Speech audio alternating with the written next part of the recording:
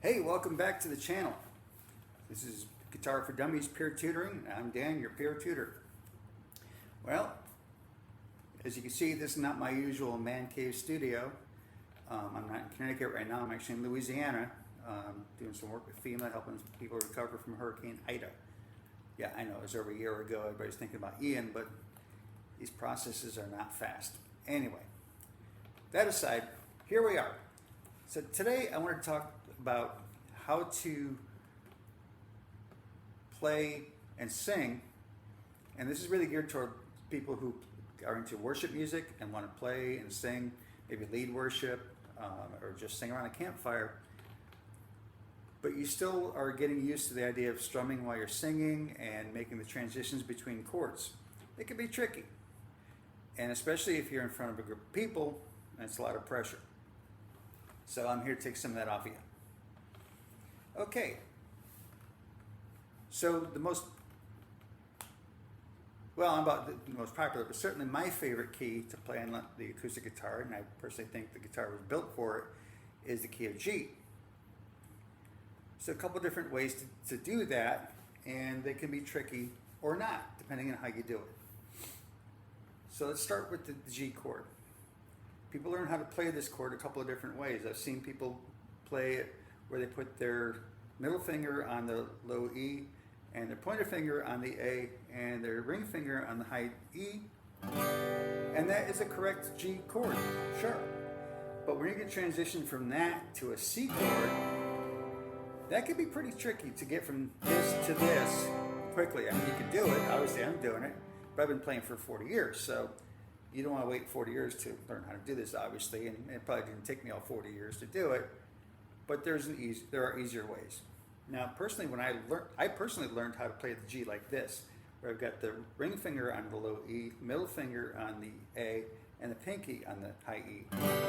And that certainly makes it easier to transition from here to here for the C, because these two fingers are just moving down one string, and then you got the pinky on the E, just let that go and put your pointer on the D. But in either case, you still have to get here to the D, whether you're coming from there or like that or from the C. So let me show you an easier way to move through all three of those chords, as well as the minor chords that will come up in this key. So yet another way to play the G chord is kind of like a hybrid between those other two. So your bass strings, you're going to use your pointer and your middle finger. And then for your treble strings down here, you can have your pinky on that high E, and then your ring finger on the B string. Still a G chord. It still incorporates the G, the B, and the D. It's just has an extra, whereas the other ways of playing the G have an extra B. This way has an extra D. But now, when you go to C, you can just move these down. Now, yeah, notice it sounds a little different from the other way. That's because you have this D note in here, that makes it a C add 9 or a C2. It's still a C and it still works. And then when you go to a D, the only finger that has to be there quickly is this one right here, your pointer finger going to the second fret of your G string. And then you get all the time in the world to get your middle finger down here to the second fret of the E string. And then when you feel like you can let go of this pinky or not.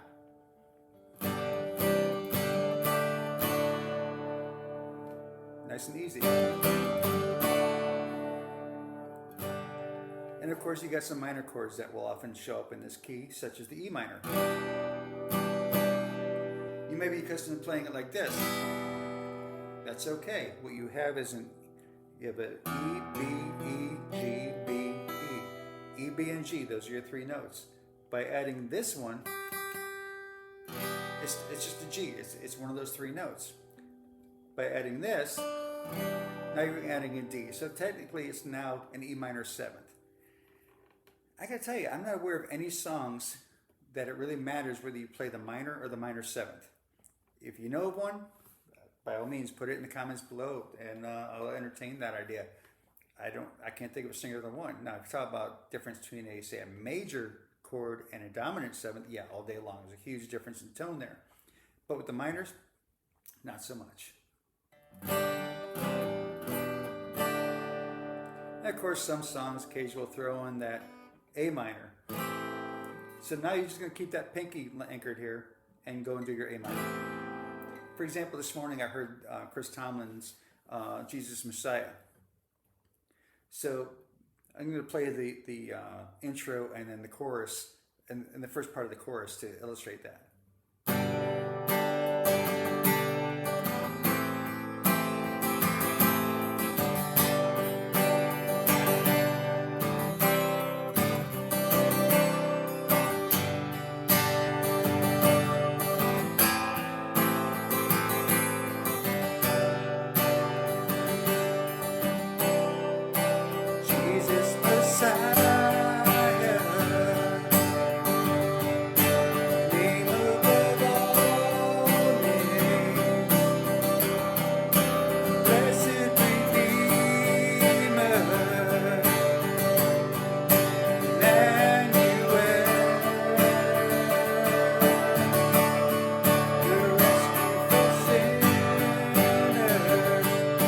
You get the idea.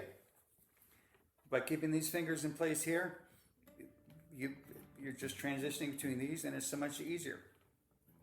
Now you may have noted that when I did the intro, I started like this. Here's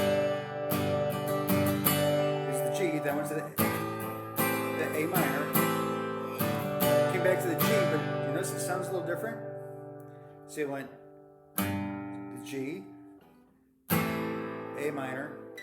Did you take that? So every now and then when you're looking at chord sheets, so you'll have the lyrics with the chord notations over it. Sometimes you'll see, instead of a G, you might see a G/B. We also call it G over B. The idea there is to make the B your bass note. And in this case, you're making kind of a walk up. You're walking from the G to the A, B, into the C, right?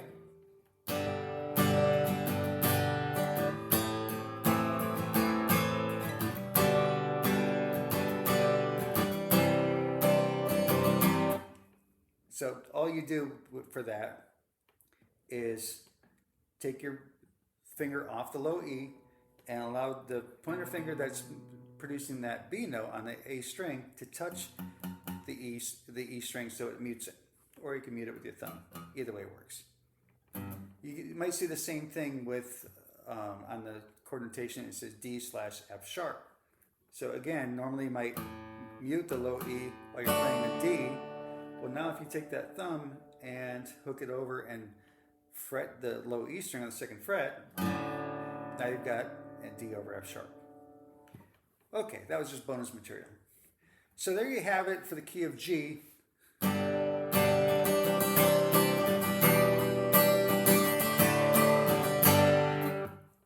Very simple way of progressing through the chords without having to get all your fingers all scrambled. Okay, so you also have a way to do this if you're playing in the key of C. Now in the key of C, you have your major chords are your C major, the dreaded F major, and then the G major, and of course the relative minor, A minor. Well, in this case, you just do that same idea of anchoring your pinky on that high E string on the third fret, adding that G note.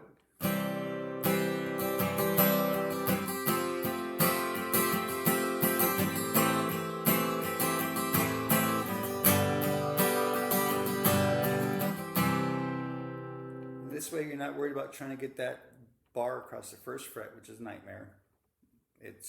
I still hate it, and I've been playing for 40 years.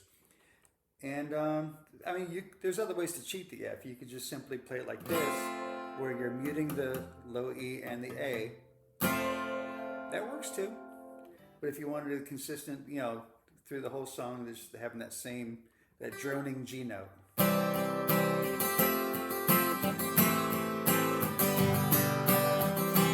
yes, when you play that G note with the A minor, it makes it an A minor 7. And again, I defy you to show me an example where that makes a huge difference one way or the other. All right, so now you've got your G, and then you got your C. Well, let me show you one other key you can play in an easier manner, and that's the key of D. So in the key of D, your major chords are your D major, your G major, your A major. Then of course you've got, there's an E minor in that key. Your relative minor is a B minor. Yeah, it's one of those scary bar chords. It's okay, there's a workaround. All right, in this case, instead of anchoring both your pinky on the high E and your ring finger on the B, you can just keep your ring finger on the B, and it would look something like this.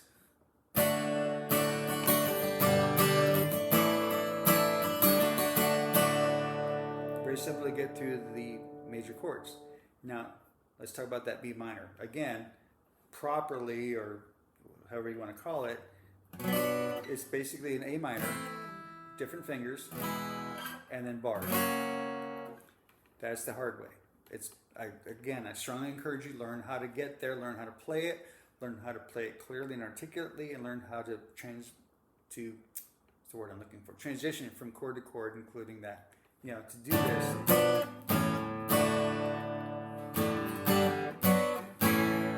yeah, it's hard, it's going to take work, but do it.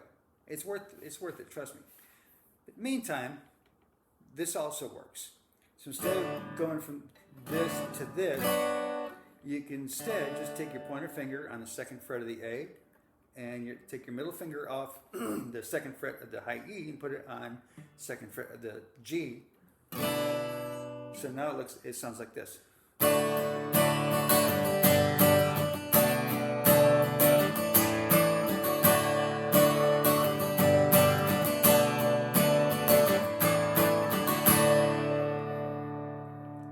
It works. It's sounds a little bit different. It's more of a B minor 7th, but it works. And it's a lot easier to do, and it's a lot less pressure off you when you're trying to concentrate on singing and going through these chords. Okay, there you have it, G, C, and D in much easier ways. Now, if you're like me, you know your ABCs, and you know we're dealing with A through G, not to mention your sharps and flats, and I've only mentioned G, C, and D.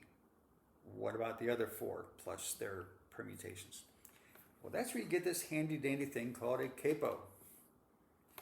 Don't turn your nose up at it. It's a lifesaver. It's great, and it can make all the difference in the world with your tone, because yeah, you'll get to a point where you're strong enough to make all the bar chords in the world, but it's going to sound a whole lot better when you throw a capo on and play those chords open. It just sounds better on the acoustic especially. So, how do we use it? Well, I just showed you all those neat features of playing the key of G, but what if the song is, say, in the key of A? Well, A is a full tone up from G, which means it's 2 frets, so you'd put this on the 2nd fret. But what if it's B flat? Well, that's just one more tone, right? So you throw that on the 3rd fret.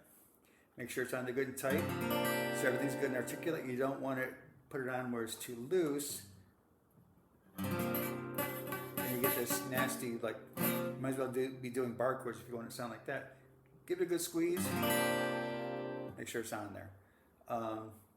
And then you just play the chords like they're in G, even though you're in B flat.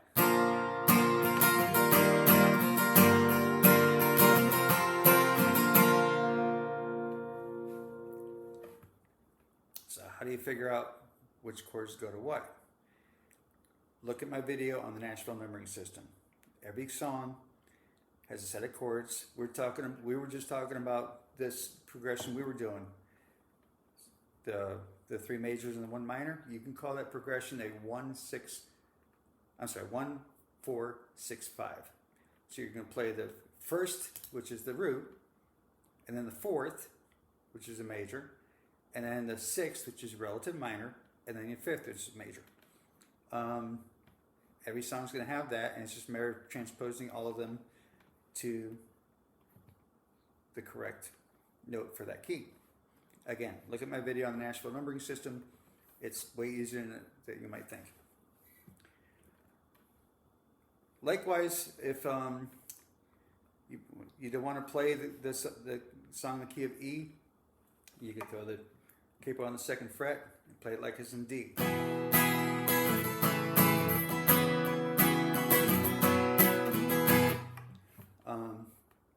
Or if you want, you can throw it in the fourth fret and play it like it's in C.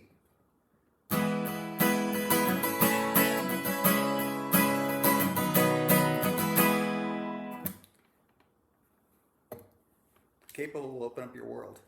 Get those techniques down, it'll get you on your way. Capo will get you there if you're in a weird key. So there you have it. Easier ways to play in the key of G, C, and D, and let the capo cover the rest. Questions, comments, put them below, and we'll see you in the next video.